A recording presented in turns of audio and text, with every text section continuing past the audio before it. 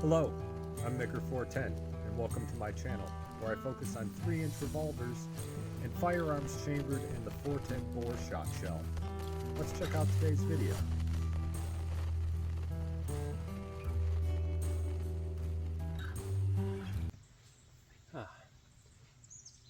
Thanks for tuning in, everyone. In today's video, we're going to kind of step up our testing a notch.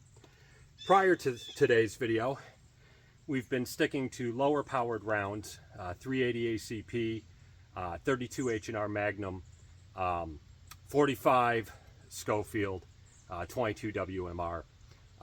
And so today, we're going to move up to some of our first heavy hitters, or rounds that, on paper, hit heavier than what we've been testing.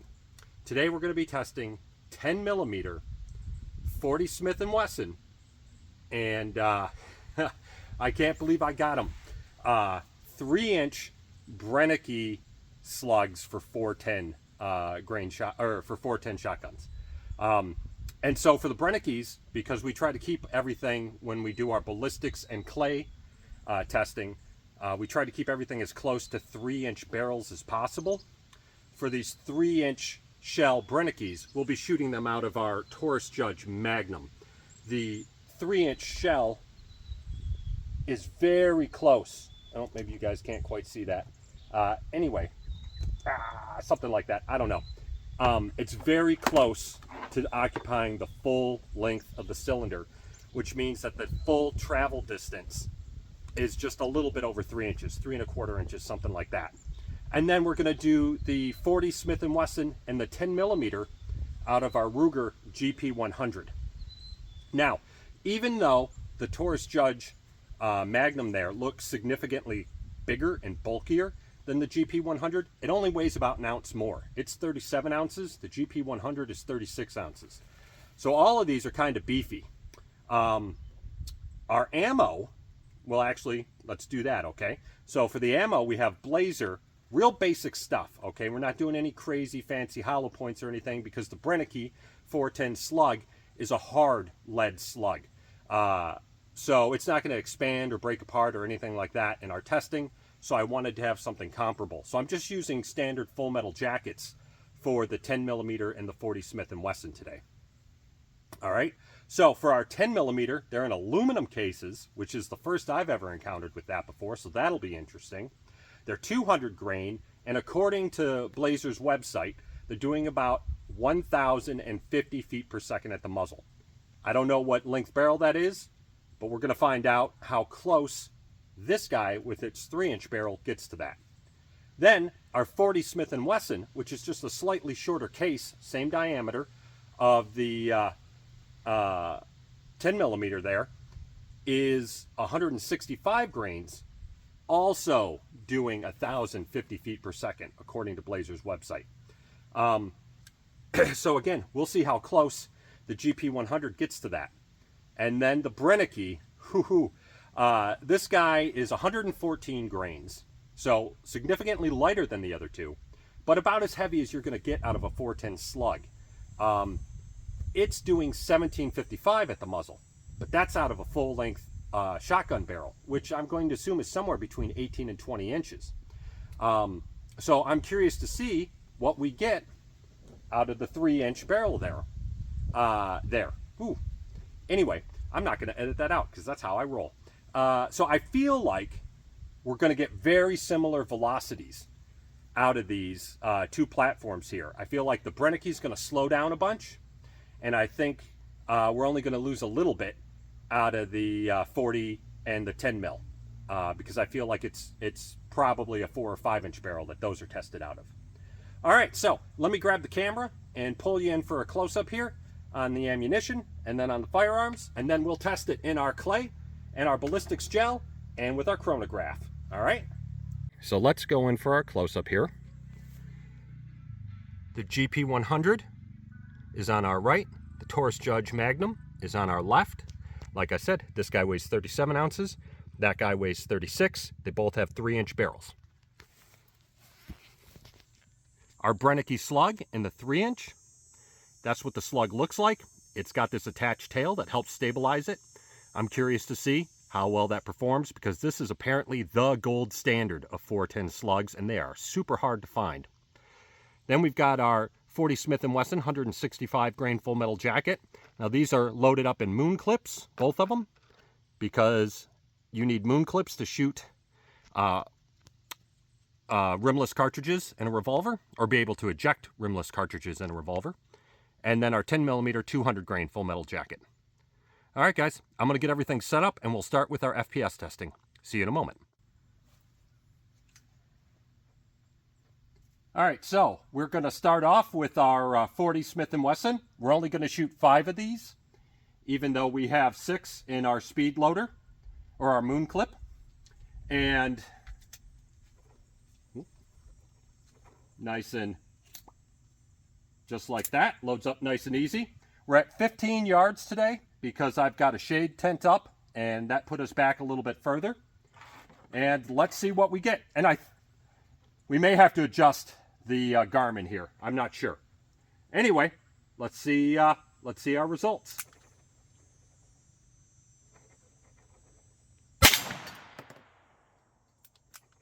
Yeah, I gotta adjust that. Okay.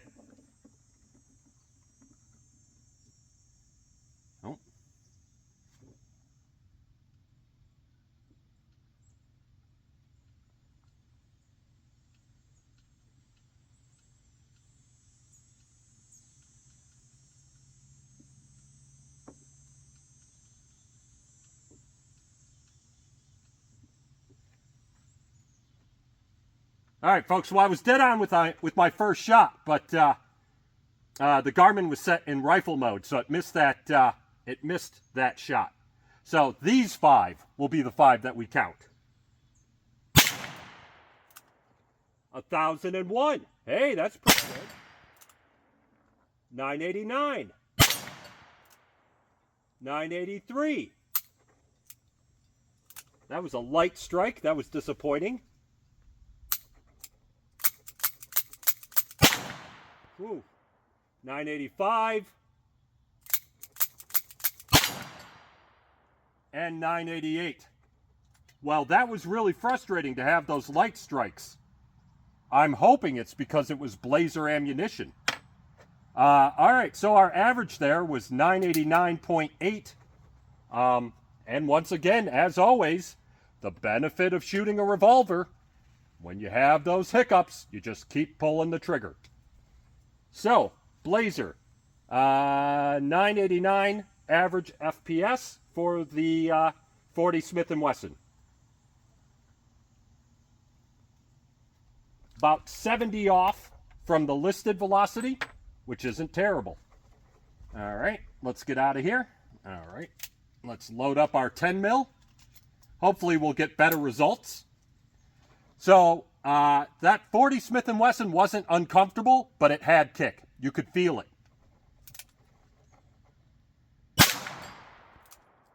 $965. 959.7. 953.2. 931. And 937.3. For an average of 949.2. All right, so that was a little bit lower than the 40 Smith & Wesson, but I still think very viable. And honestly, they felt about the same for controllability.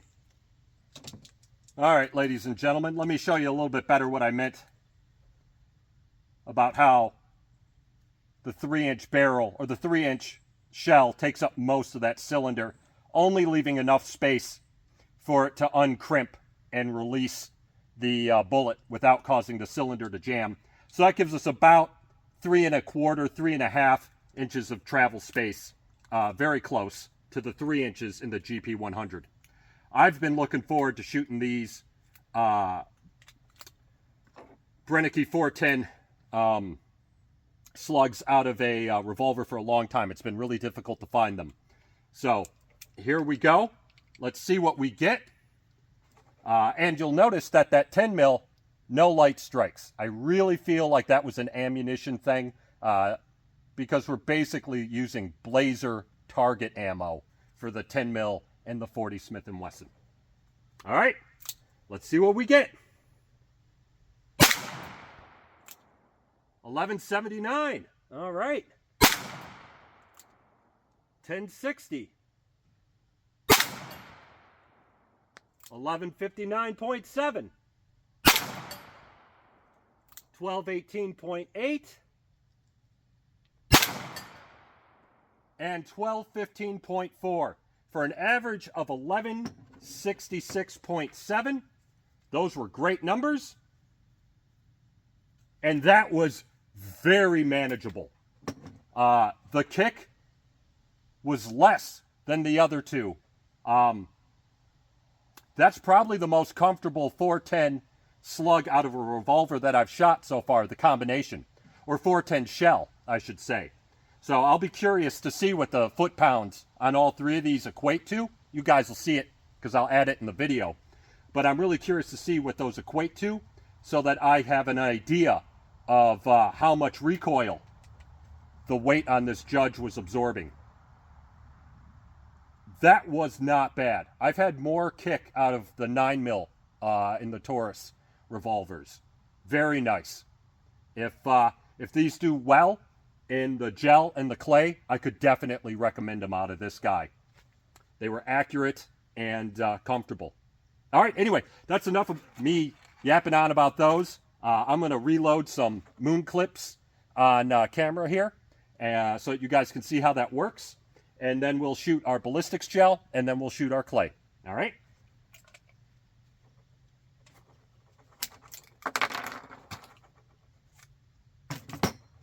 Ejection wasn't bad either. When you want to remove shells from a moon clip, a tool is incredibly useful. You can put shells into a moon clip without a tool. That's not too much of a problem. But taking a shell out is where you really risk the chances of bending your moon clips. They pop out beautifully with the shell.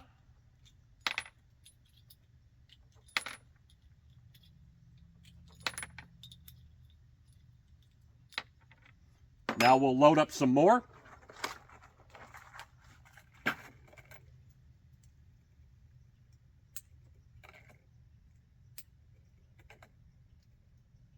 They just slide right in. And they slide right in because they've got that gap machined between each of the clips. If you see any moon clips that don't have that gap, they're going to be much harder to reload. And so you'll need, or you'll find it to be much more comfortable to use a tool to load them as well as unload them.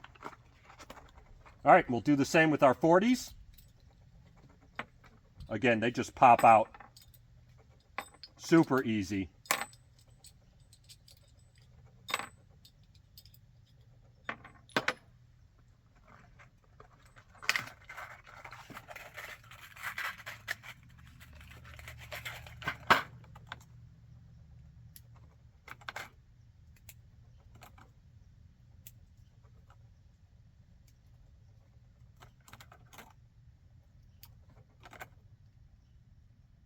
And load back up real nice. We'll keep the brass. I guess we'll keep the aluminum. I don't know. I've never looked into reloading aluminum brass before, or aluminum shells before. I have no idea if that's any good.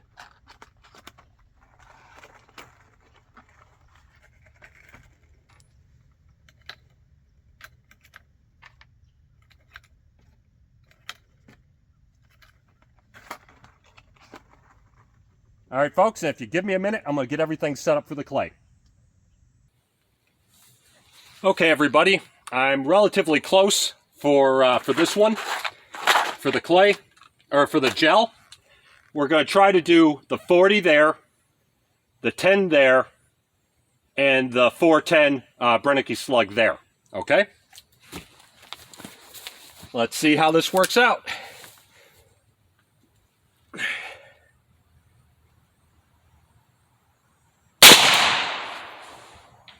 All right. That seemed to have gone pretty well. Let's try the 10 mil. Again, we're going to try our 10 mil right about there.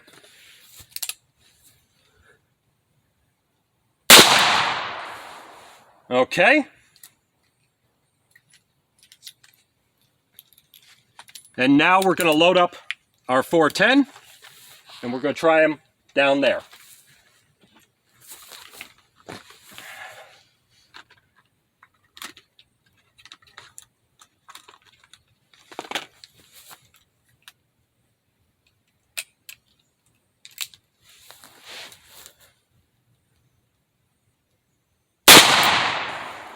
All right, let's see how that worked out. Well, you guys already have an idea, but I sure don't.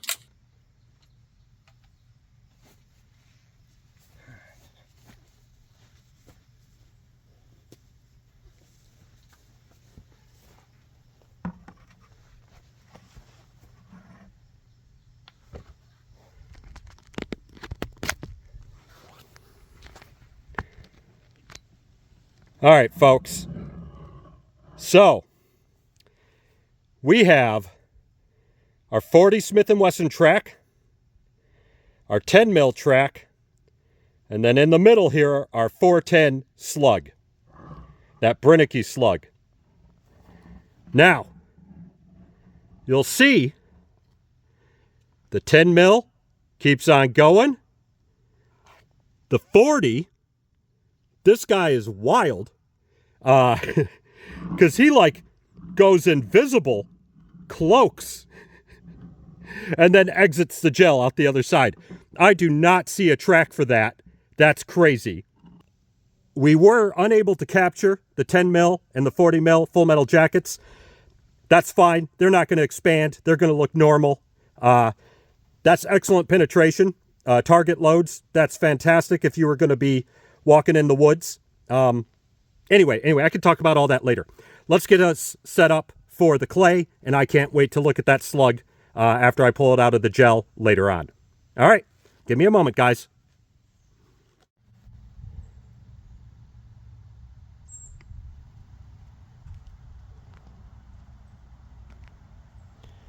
Okay, everyone.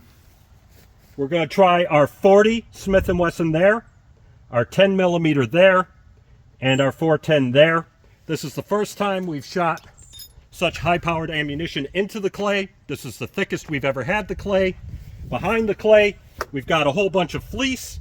Maybe that'll catch it if it goes through. I've never seen anything go through the clay yet, but we just saw how much penetration we got in the gel. So let's see how this turns out. All right, our clay, 40 Smith & Wesson first. Light strike. All right, let's try that again. Our clay, 10 mil. Woo! Wow. All right. That went clean through both bricks. And our 40 Smith & Wesson.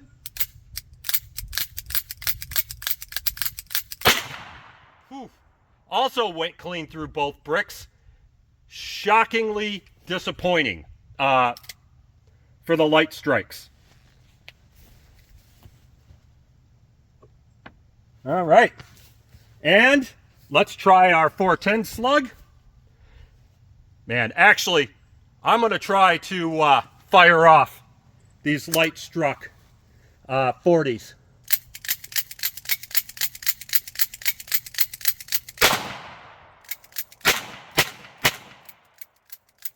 That was crazy, folks. I really don't like that. I don't apparently recommend Blazer, or at least that batch. That's terrible. All right. Now we're going to switch on over to our 410 bottom. We'll see how well it penetrates.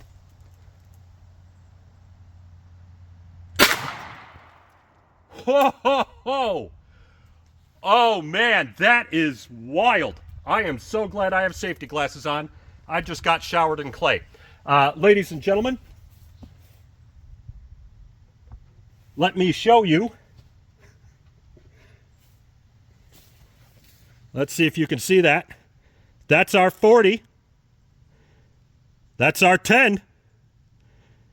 That's our 410 Brenneke. That's nuts. That's my thumb. That's craziness.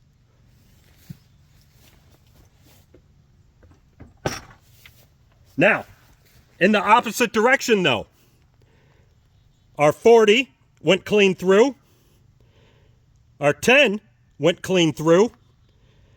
But the 410 slug got captured in the clay. And that shows you the difference in penetration. The 410, it's not going to penetrate as much and it dumps its energy faster. Man, I'm gonna just turn this around here. Whew. Wow, that was nuts. I've never had the clay blow out like that. Oh, holy moly. Let's see if we caught it. The 40 Smith & Wesson and the 10 mil. Man, I'm so excited. I have been waiting for this moment across all these videos just to sort of see what ammunition would finally penetrate the clay. I keep this stuff chilled at about 42 degrees in a fridge. I bring it out so it has about an hour to kind of warm up. And that's sort of my standard with it. So yeah, to have that happen when I know that 9 mil and 380 and all of that haven't done that has been just wild. All right, let me see if we caught the 40 and the 10 mil in the fleece, or if it went clean through. Okay, ladies and gentlemen, we caught both of them in the fleece. That's fantastic. This is the 10 mil, that's the 40. No deformation, no change. Absolutely wonderful. Fleece did its job, clay did its job, gel did its job. I hope you guys think I did my job. I'd like to see you in the next video. If you enjoyed this one, and have a good day. Bye.